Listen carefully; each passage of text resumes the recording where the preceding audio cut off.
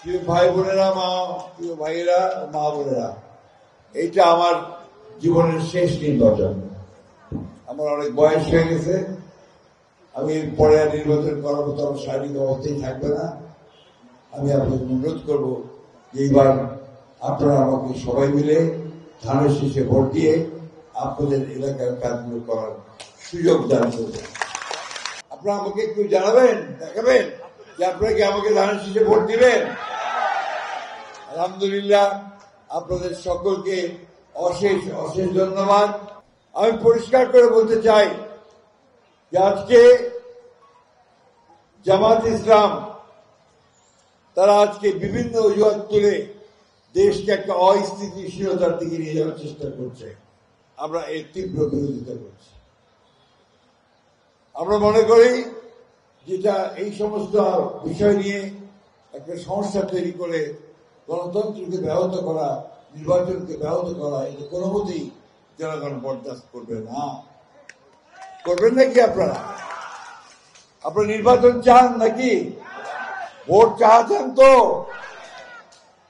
Vote যদি চান তাহলে এই 26 আপনার 2026-এর যে ফেব্রুয়ারি মাস, এই ফেব্রুয়ারি মাসে আপনারা অবশ্যই ধানের শীষে ভোট দিয়ে দেশকে উন্নতির দিকে নিয়ে যাবে। কৃষকদের যে পণ্য উৎপাদন করে, ধান, পাট, সবজি, ভুট্টা, কৃষকরা তো উৎপাদন করে না, ফসল ফলায় তো, সেগুলোর দাম ন্যায্য মজুরি পাওয়া যায়, ন্যায্য দাম পাওয়া যায় না। এই ন্যায্য মজুরি দাম যেন পায় সেটাকে আমরা নিশ্চিত করার চেষ্টা করব। আমাদের শ্রমিক ভাইদের ন্যায্য মজুরি যেন আমরা নিশ্চিত করার চেষ্টা করব।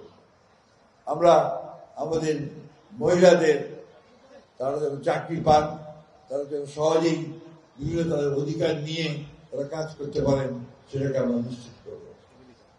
আমরা একটা ফ্যামিলি কার্ড দেব, যে কার্ডটা মহিলাদেরকে দেওয়া হবে।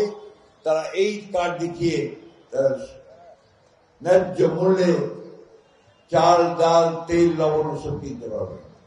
একই সঙ্গে কৃষকদেরকে দেওয়া হবে আপনার একটা ফার্মার্স কার্ড, যে ফার্মার্স কার্ড দিয়ে ওনার যে বীজ, সার এবং পানি ন্যায্য মূল্যে নিতে পারবে।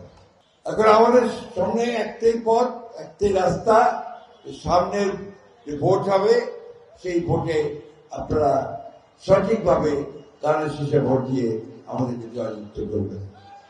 প্রিয় ভাই বোনেরা, প্রিয় ভাইয়েরা, মা বোনেরা, এইটা আমার জীবনের শেষ নির্বাচন। আমার অনেক বয়স হয়ে গেছে। আমি পরে আর নির্বাচন করার মতো আমার শারীরিক অবস্থায় থাকবে না। আমি আপনাদের অনুরোধ করবো যে এইবার আপনারা আমাকে সবাই মিলে ধানের শীষে ভোট দিয়ে আপনাদের এলাকার কাজগুলো করার সুযোগ দান করবেন। আমি আবারও আমার হিন্দু ভাই বোন যারা আছেন তাদেরকে আমি জানাচ্ছি শুভেচ্ছা। আমি আপনাদের এইটুকু বলতে পারি যে আপনারা অতীতে যেভাবে বঞ্চিত হয়েছেন এবার সেটা হবেন না। আমরা সবসময় আপনাদের পাশে থাকবো।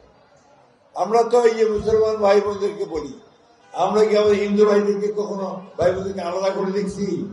না, আমরা সবসময় মনে করি আমরা হিন্দু মুসলমান একসাথে এখানে বাস করব এবং এই আপনার যে মাটি, সেই মাটিতে আমরা সবাই বসবাস করব।